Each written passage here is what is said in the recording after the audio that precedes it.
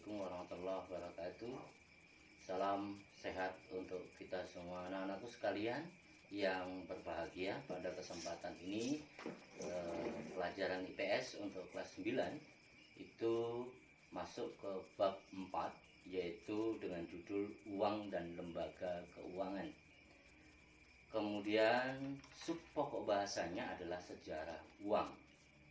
Jadi kita masuk kepada tentang pembahasan tentang uang, yaitu yang sub pokok bahasanya adalah sejarah uang. Yang pertama kita akan bahas yaitu pengertian uang. Pengertian uang dari pendapat-pendapat para ahli itu bermacam-macam, berbeda-beda, tetapi kita bisa menarik kesimpulan bahwasanya pengertian uang secara umum adalah segala sesuatu yang diterima secara umum. Segala sesuatu yang diterima secara umum sebagai alat pembayaran maupun alat tukar. Saya ulangi, segala sesuatu yang diterima secara umum sebagai alat pembayaran atau alat tukar. Kemudian sejarah uang itu melalui beberapa tahapan-tahapan. Yang pertama, tahapan-tahapan sejarah uang.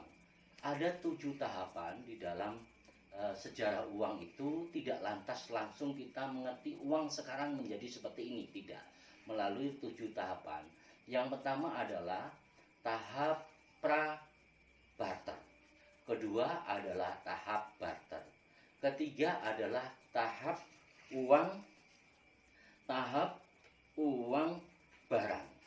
Ketiga, tahap uang barang. Yang keempat adalah tahap uang tanda jasa. Ya, tahap uang tanda jasa. Yang kelima adalah tahap uang logam. Yang keenam adalah tahap uang kertas. Yang ketujuh adalah tahap uang giral. Jadi ada 7 tahapan-tahapan berupa sejarah terjadinya uang. Nah, saya akan bahas satu persatu. Tahap pra uang atau pra sejarah uang. Yang pertama adalah tahap pra barter. Saya ulang, tahap pra barter. Tahap pra barter ini terjadi pada zaman manusia-manusia dulu. Itu dalam memenuhi kebutuhannya, dia tidak memakai uang, tapi dalam memenuhi kebutuhannya dia berburu. Kemudian mencari sesuatu di hutan untuk kepentingannya dia sendiri.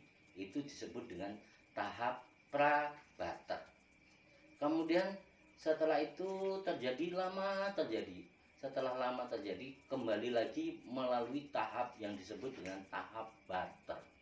Tahap barter adalah suatu tahapan di mana manusia itu dalam memenuhi kebutuhannya itu saling tukar menukar barang. Saling tukar menukar barang dalam memenuhi kebutuhan manusianya.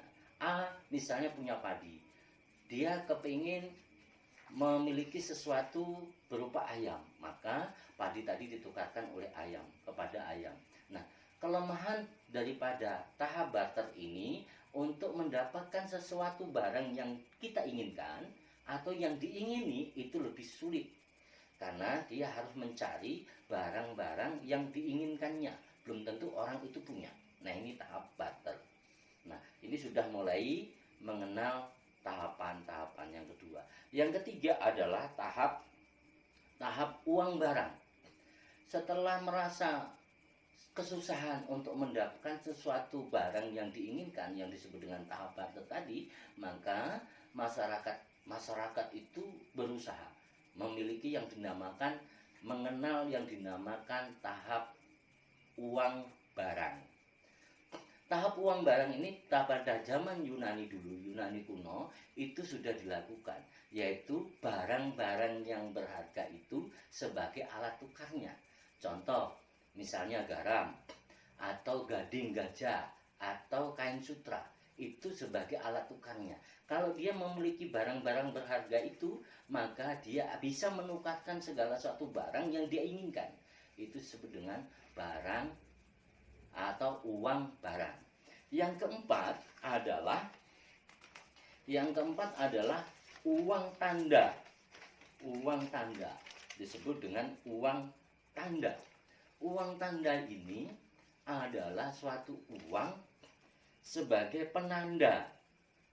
Uang yang memiliki nilai nominal lebih besar daripada nilai intrinsiknya. Sebagai uang tanda, uang sebagai uang penanda. Sebelum uang penanda, itu ada yang dinamakan setelah uang barang, itu yang dinamakan dengan uang logam. Nah, uang logam itu terjadi pada zaman-zaman kerajaan-kerajaan, mulai kerajaan Yunani kuno, kerajaan Indonesia, Sriwijaya, Majapahit, dan seterusnya. Itu pada zaman-zaman kerajaan itu, Indonesia sudah mengenal yang namanya uang logam. Nah, uang logam itu terdiri dari dua, yang disebut dengan uang emas dan uang perak. Uang logam ini kelemahannya adalah nilai intrinsiknya itu lebih besar daripada nilai nominalnya. Artinya intrinsiknya itu nilai bahannya itu lebih besar dibanding nilai nominalnya, nilai yang tercantum pada uang. Itu. Maka uang logam ini berubah lagi. Karena nilai intrinsiknya terlalu besar, maka uang logam ini diburu manusia sebagai harta karun. Maka bergeserlah uang logam yang berupa uang emas dan perak tadi menjadi uang tanda yang dinamakan dengan uang tanda. Uang tanda ini adalah suatu uang yang nilai intrinsiknya lebih kecil daripada nilai nominalnya. Kebalikan daripada uang logam tadi. Nilai intrinsiknya lebih rendah daripada nilai nominalnya. Maka uang tanda ini contohnya adalah uang berupa surat-surat berharga. Uang tanda berupa surat-surat berharga, misalnya giro, cek, dan kemudian sertifikat tanah. Atau kita menitipkan barang di tempat penitipan barang, maka kita mendapatkan surat. Nah, surat itu yang dinamakan dengan uang tanda. Nah, uang tanda ini lebih susah juga kalau kita bertransaksi lebih besar. Maka terbitlah setelah uang tanda itu yang dinamakan dengan tahap yang keenam, yaitu dengan tahap uang kertas. Nah, uang kertas ini adalah sama dengan uang tanda, nilai intrinsiknya lebih kecil, kemudian nilai nominalnya lebih besar. Kemudian uang tanda tadi itu tidak memiliki pecahan-pecahan, tetapi kalau uang kertas memiliki pecahan-pecahan, kemudian mudah dibawa kemana-mana, kemudian mudah untuk bertransaksi, kemudian mudah lagi untuk bertransaksi lebih besar. Nah, ini disebut dengan uang kertas, tahapan ke-6. Nah, uang kertas ini yang sekarang sudah berlaku, beredar di masyarakat Indonesia maupun dunia.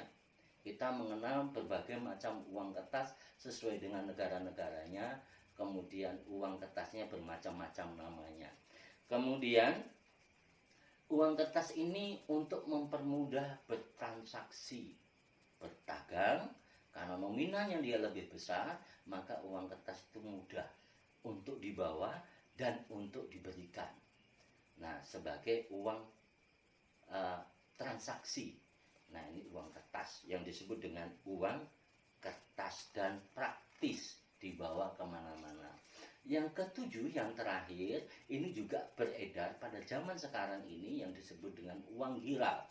Uang giral dalam perkembangannya ekonomi yang sekarang semakin pesat, maka sekarang ini, zaman modern ini yang disebut dengan banyak yang disebut dengan uang giral. Contoh uang giral adalah transaksi bank, transaksi antar bank. Kita mentransfer uang ke saudara kita di lain pulau, maka itu dengan memakai uang giral yang disebut dengan transaksi antar bank. Atau kita menabung di bank, kemudian dengan membawa uang kertas dan uang logam, maka kita mendapatkan buku tabungan atau disebut dengan kartu kredit. Buku tabungan itu disebut dengan uang giral. Atau juga kita deposito misalnya menanam modal, itu juga kita juga mendapatkan yang disebut dengan uang giral. Nah, uang viral ini semakin pesatnya ekonomi global dunia ini, maka terjadilah sampai saat ini yang sudah beredar yang dinamakan dengan uang viral. Atau kita misalnya kita punya ATM, itu disebut dengan uang viral. Demikian penjelasan Bapak secara singkat tentang sejarah uang sampai sekarang dan tetap dilaksanakan sampai sekarang. Oleh sebab itu, supaya anak-anakku lebih jelas, nanti kita lihat video yang Bapak akan sampaikan tentang sejarah uang berikut ini. Mari kita lihat bersama-sama. Karena dahulu setiap orang berusaha memenuhi kebutuhannya dengan usaha sendiri. Manusia berburu jika ia lapar, membuat pakaian sendiri dan juga bertanam untuk mendapatkan bahan makanan. Namun, apa yang mereka produksi ternyata tidak cukup untuk memenuhi seluruh kebutuhan mereka. Lalu, mereka mencari orang yang mau bertukar barang dengan barang yang mereka butuhkan. Dan dari sinilah muncul sistem barter. Lalu, karena sistem barter memiliki banyak kekurangan, salah satunya adalah sulitnya menemukan orang yang mau menukarkan barangnya, maka digunakanlah benda-benda tertentu sebagai alat tukar. Biasanya benda-benda yang digunakan memiliki nilai tinggi dan dibutuhkan masyarakat. Dahulu, bangsa Romawi menggunakan garam sebagai alat tukar. Pengaruh bangsa Romawi dalam menggunakan garam sebagai alat tukar ternyata terlihat sampai sekarang. Dalam bahasa Inggris, upah disebut sebagai salary, yang berasal dari bahasa Latin yaitu salarium, yang berarti garam. Meskipun alat tukar sudah ada, tetapi tetap saja masih terjadi banyak kesulitan.